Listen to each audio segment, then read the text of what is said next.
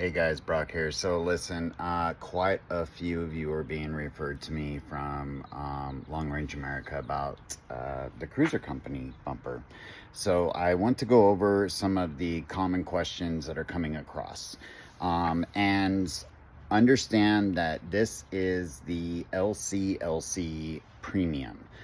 So Landcruiser Base Premium. It's not the first edition. However, what I'm about to tell you is applicable to the first edition, but it's certainly not the 1958.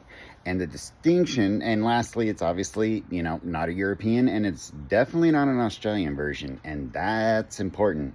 So this was obviously coming over from Australia. That's what we all signed up for, right?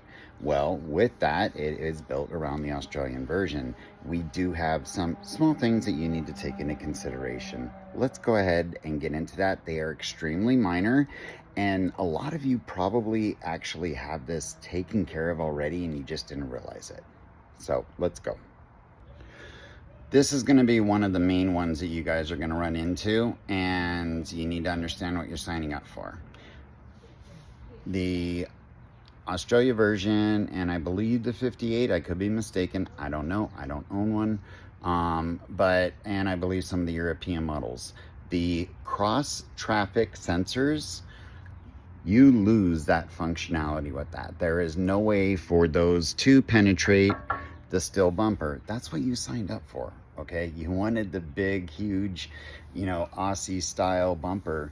And I'll be honest with you, we already turned ours off because we were finding in the US that when we were making a left-hand turn, in other words, across traffic, because we drive on the wrong side of the road, but when we were doing that, when other traffic was coming towards us and turning the other way, it was setting off the sensors, and that is not a comfortable feeling. So we had those turned off to begin with, and I was trying to figure out, okay, what do we do with this? Because those sensors, they need to be there, right? You can't just disconnect them or you're going to throw a code. So what we ended up doing was just, here we go, there they are. We zip tied it to the light bracket modules right into there, nice and secure, like triple zip tied it.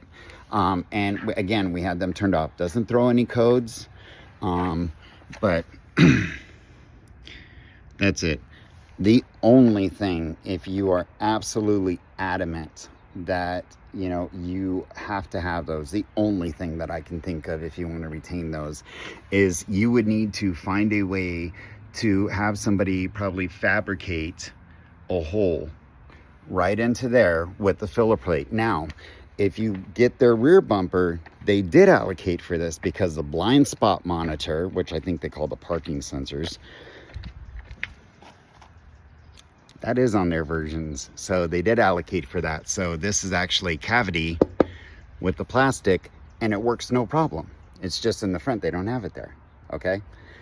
I did not bother with those yet. I believe it's probably an Australian thing that you got to have the turn signal in the bumper. However, for us in the US, when we did the cut on the bumper to fit this in, we did not get rid of any turn indicators. In fact, those are still very much in place and we are still legal. So I actually did not bother with that. My plan with that is to hook it up to a strobe module and then use it as a mini forward chase light. So if you're stressing over that, good luck. I didn't solve for that, and I'm not planning to.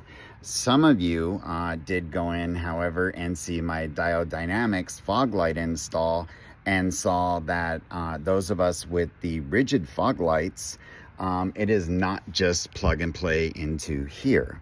So if you go into this YouTube channel, you will see the Diode Dynamics.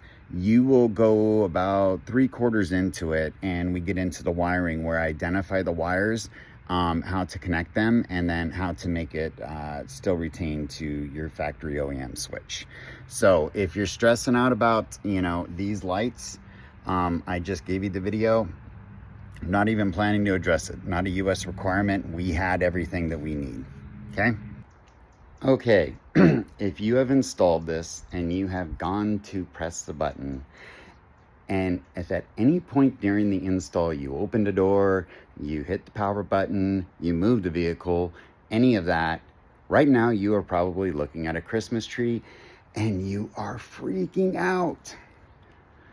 Yeah, can't do that. Sorry, guys. I found out the hard way too.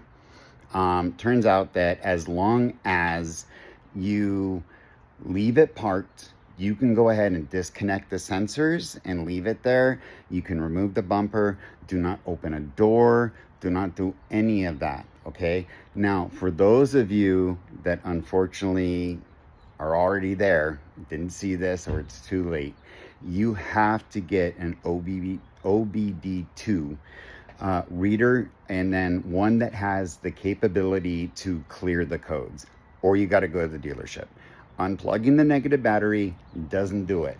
I've tried that, and I don't know if it's a hybrid thing, it's a Toyota thing. I don't know if it throws the code and it's like, haha, you're not getting out of this.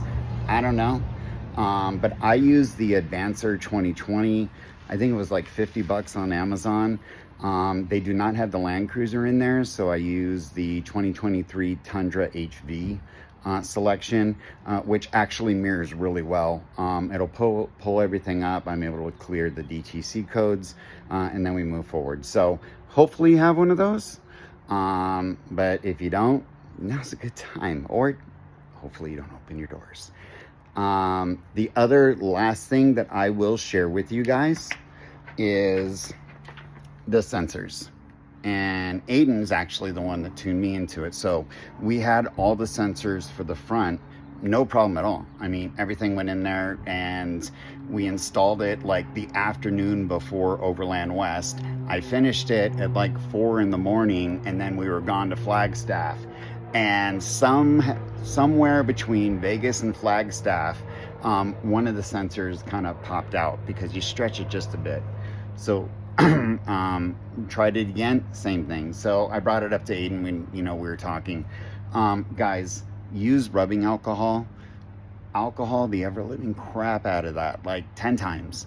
And then I use the 3M Extreme or Gorilla Tape, and I put it on the ears on either side, and then I heat it a little with a heat gun. If you don't have a heat gun, you can use a blow dryer.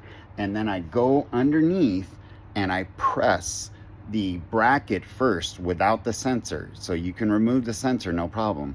Press the bracket on the ears, walk away, let it cool for about 30 minutes, and then put your sensor in.